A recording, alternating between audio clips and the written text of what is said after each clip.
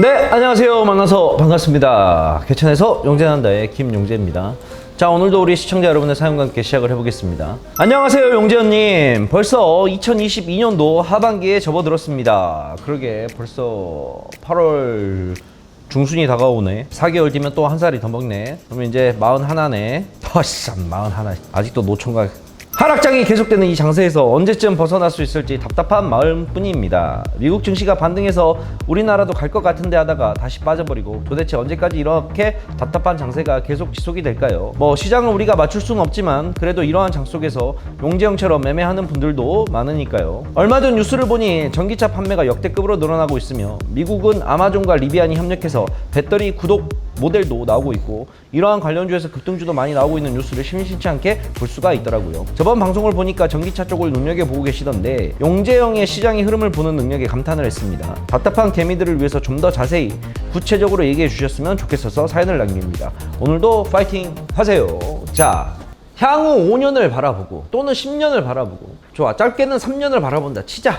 자, 3년, 5년, 10년 이렇게 우리가 바라본다고 했을 때 3년 뒤에도 5년 뒤에도 10년 뒤에도 나는 결국에는 가장 유명한 산업군을 뽑으라 그런다면 역시나 전기차 쪽 관련된 거를 굉장히 많이 생각을 하고 있어. 당장 하루가 뭐야? 당장 우리에게는 몇 시간 뒤에 일어날 일도 예측하기가 힘들어. 특히 주식시장은 더더욱 그렇고. 근데 3년, 5년, 10년을 어떻게 알아맞추겠어? 그건 절대 못 알아맞추는 거야. 근데 막연한 생각들은 다들 갖고 있지. 앞으로 10년 뒤면 대한민국은 또 어떻게 바뀔 것 같아? 지금보다 더 고도한 사회로 갔을 거고 지금보다 더 나은 사회로 갈 거고 특히 우리의 생활과 관련된 모든 것들이 지금보다는 더 정보화 시대로 갈 거고 더 기술의 발전이 이루어질 거지. 이거는 누구나 다 아는 사실이야. 그렇지. 누구나 다 아는 사실이야. 야, 불과 4, 5년 전만 하더라도 나도 지금 접히는 핸드폰을 쓰고 있지만 폴더를 쓰고 있지만 접히는 핸드폰의 시대가 올 거라고 누가 생각을 했겠어? 아무도 생각을 못했어. 근데 시간의 흐름이 발전이 되니 또 이런 것들이 나오잖아. 우리는 그렇게 막연한 생각을 갖고 여기에서 힌트를 얻어서 봐야 된다는 거야. 산업을 바꾸는 것들은 굉장히 많아. 특히 우리가 전통적인 사업들과 신기술을 갖고 있는 사업들을 좀 구분을 해야 돼. 우리나라를 근간을 이루고 있는 것들은 기본적으로 어떤 산업들이 있겠어? 반도체, 조선, 자동차, 화학, 정유 등등 이런 것들은 결국은 뭐야? 우리나라뿐만이 아니라 나라의 기본 사업이고 근간 산업이란 말이야. 이해가지? 그런 근간 산업 자체가 완전히 패러다임 자체가 넘어가게 되게 되면 세상은 큰 변형을 맞이해. 그게 우리가 흔히 말하는 공부했던 게 뭐야? 바로 산업혁명이라는 거야.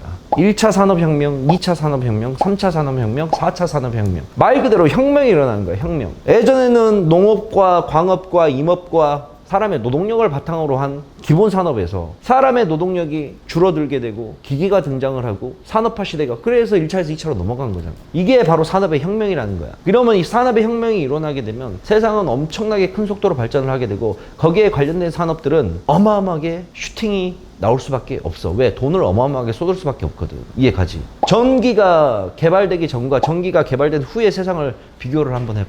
이해가지? 자, 그러한 의미에서 우리가 접근을 한다고 했을 때 이 나라에서 가장 소비자들하고 밀접하게 연결이 되어 있고 우리 생활에서 쉽게 바뀔 수 있는 산업의 구조가 무언가 우리를 생각했을 때 나는 그게 바로 자동차라는 거야. 자동차. 지금은 우리가 자동차를 보게 되면 다 기름으로 가는 차들이야. 근데 불과 한 2년, 3년 이 사이에 우리가 전기차라는 용어가 이제는 낯설지가 않고 처음에 전기차라는 용어 우리가 들었을 때 전기적으로 어떻게 차가 가 그런 세상이 오겠어 라고 했는데 벌써 이제 전기차들이 돌아다니기 시작을 했단 말이야. 근데 우리나라에서 전기차를 갖고 있는 비중 자체가 1%야 이제 1%. 전기차 관련된 대장이 테슬라인데 테슬라가 미치쳐가고 올라가기 시작을 하니까 관련된 우리나라의 전기차 관련된 종목들이 얼마나 많이 상승이 나왔어. 근데 그 상승이 고작 현실을 반영한다 치면 1%의 산업이라니까. 주가가 10,000원짜리가 10만원 갖다 치자. 그러면 이 10만원이 올라간 배경은 뭐야? 이 10배나 폭등한 이유가 회사 매출이 이만큼 나와서? 아니야.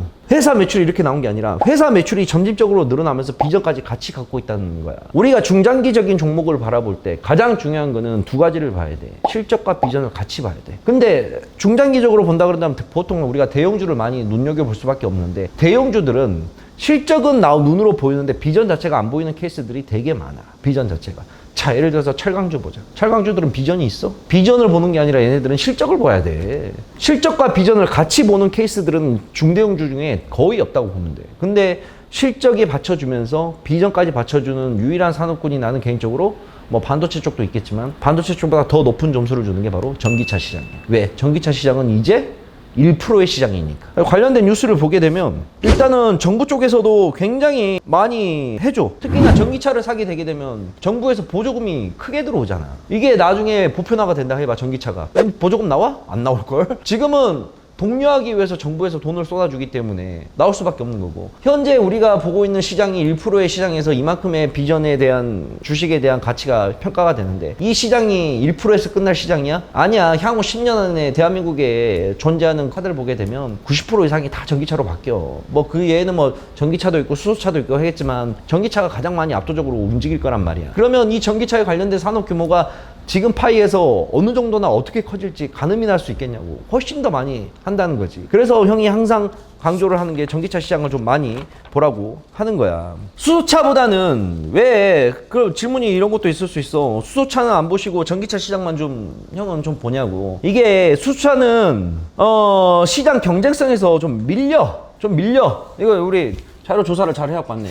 자, 보게 되면 이렇게 이제 이런 거를 좀 따져볼 수가 있지. 이거 보게 되면 수소차 같은 경우에는 충전소도 좀 부족하고 고장도 좀 많이 일어나. 근데 전기차 같은 경우에는 상대적으로 접근하기가 되게 쉬워. 수소를 만드는 것과 전기를 만드는 것과 보았을 때 전기는 훨씬 더 우리가 실생활에 빨리 용이하게 접근할 수가 있으니까. 그 다음에 뭐 초기 비용과 유지비, 이것도 전기차가 앞서고, 그 다음에 수소차 같은 전문 인력이 필요하고 뭐 24시간 운영이 안 되고 충전 시간이 좀 제한이 있고, 이러한 부분들이 좀 제약에 걸리는 거지. 그래서 유일하게 3년, 5년, 10년을 본다고 생각을 하고 베팅을 한다 그런다면 나는 개인적으로 전기차에다가 높은 점수를 주고 싶어. 그리고 우리나라의 모든 기업들을 비롯한 전 세계의 모든 내노라하는 유수의 자동차 업체들이 전기차 생산에 지금 열을 올리고 있다는 거는 누구나 다 아는 사실이잖아. 그러면 역시나 항상 비전만 보는 게 아니라 지금 가격을 보고 형이 항상 사라고 얘기를 하는데, 왜 지금 나는 전기차를 이렇게 목 놓아서 얘기를 하느냐? 가격이 상대적으로 메리트가 있는 것들이 너무나 많기 때문이야. 왜? 지금 시장은 상승을 했다가 빠졌던 지금 장이잖아. 예를 들어서 재작년 같은 경우에는 내가 전기차를 거의 언급을 안 했어. 왜? 가격이 너무 높아. 시장이 상승이 크게 나와버렸으니까 재작년에는. 근데 지금 구간에서는 모든 종목들이 다 가격 조정을 받고 시장 조정이 와서 가격적인 메리트가 반드시 있단 말이야. 그러니까 이 가격적인 메리트 있을 때 쌀 때 사야지.